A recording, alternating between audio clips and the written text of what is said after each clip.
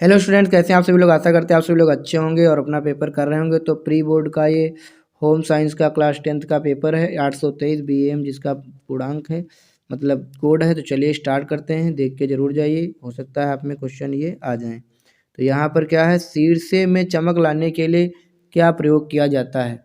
तो ये सिरके का प्रयोग किया जाता है। आंगन की नाली को प्रतिदिन धोना चाहिए, तो फिनाइल से धोना चाहिए। नेक्स्ट क्वेश्चन देख लेते हैं, लोहे की वस्तुओं को जंग से सुरक्षित रखने के लिए किसका प्रयोग करना चाहिए। तो इनमें से कोई नहीं, ये किसी का नहीं। परिवार की सुरक्षा की दृष्टि से लाभप्रद बजट कौन सा होता है। बचत का बजट, जिसमें बचत भी हो जाए।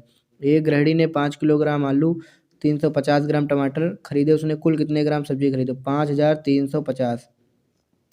यह आंसर हो जाएगा। इसको जोड़ना है। जल रक्त को बनाए रखता है कैसा। जल रक्त को बनाए रखता है भाई तरल, ठीक, तरल बनाए रखता है। अगला है, जल की कठोरता का कारण है। जल की कठोरता का कारण है, इनमें से कोई नहीं। अगला देखते हैं, वर्षा ऋतु में सबसे अधिक फैलने वाला रोग कौन सा है। तो यह है अतिसार। इसके बाद देखते हैं अगला क्वेश्चन नंबर 9, डेंगू डेंगू रोगी के रक्त में किस तत्व की अत्यधिक कमी होने लगती है। तो ये किसमें किसकी कमी होती है। प्लेटलेट्स घटने लगती है। मच्छरों द्वारा फैलने वाला रोग नहीं है। डेंगू भी है फाइलेरिया भी है और चिकनगुनिया भी। तो इनमें से होगा कोई नहीं। राइट आंसर होगा डी विकल्प। चलिए अगला देखते हैं 11 नंबर, ट्रैफिक लाइट पर खड़े रहकर इंजन न बंद करने से क्या होता है। तो इसका हो जाएगा ए और बी दोनों। जेब्रा क्रॉसिंग निम्नलिखित में से किसके लिए होती है। तो इसका हो जाएगा पैदल चलने वालों के लिए। इसके बाद देखते हैं, कच्चे रंग के कपड़े धोते समय पानी में मिलाया जाता है। तो इसका हो जाएगा सिरका। पायजामा काटने के लिए किन नापों की आवश्यकता होती है। लंबाई, चौड़ाई और कमर सीट की। इसके बाद में देखते हैं यहाँ पर नेक्स्ट क्वेश्चन, फटे दूध के पानी में कौन सा तत्व नहीं पाया जाता है। तो ये वसा नहीं, उसमें फैट नहीं पाई जाती। अरबी आलू शलजम से प्राप्त होता है। तो कार्बोहाइड्रेट। इसके बाद देखते हैं, दांतों की सुरक्षा के लिए कौन सा तत्व आवश्यक है। तो इसके लिए कैल्शियम आवश्यक है बहुत। इसके बाद सिल्वेस्टर विधि का प्रयोग होता है। सिल्वेस्टर विधि का प्रयोग होता है डूबने पर। इसके बाद में नेक्स्ट देखते हैं, खुले में भोजन पकाने से सर्वाधिक होती है विटामिन बी तथा सी की नुकसान होता है। कौन सी अस्थि भंजन में खर्चियों का प्रयोग किया जाता है।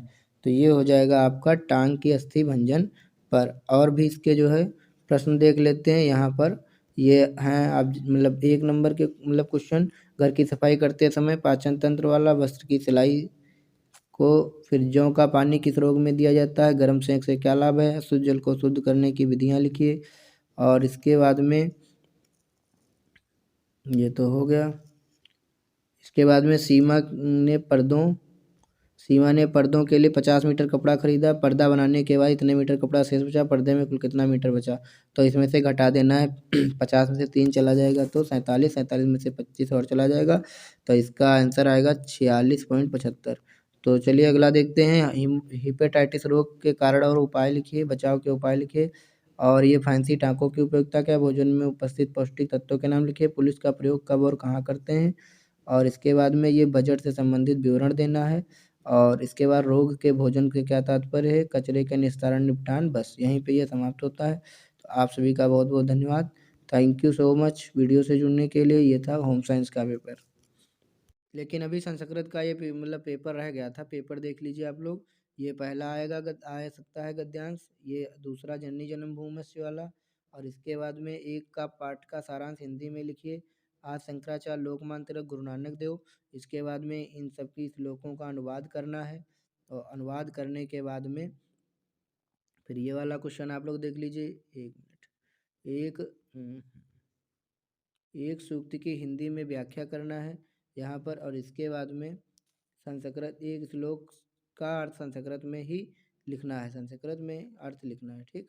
इसके बाद में एक पात्र का चरित्र चित्रण करना है यहाँ पर देख लीजिए। और एक प्रश्न का उत्तर संस्कृत में यहाँ पर लिखना है। ये 3 क्वेश्चन है।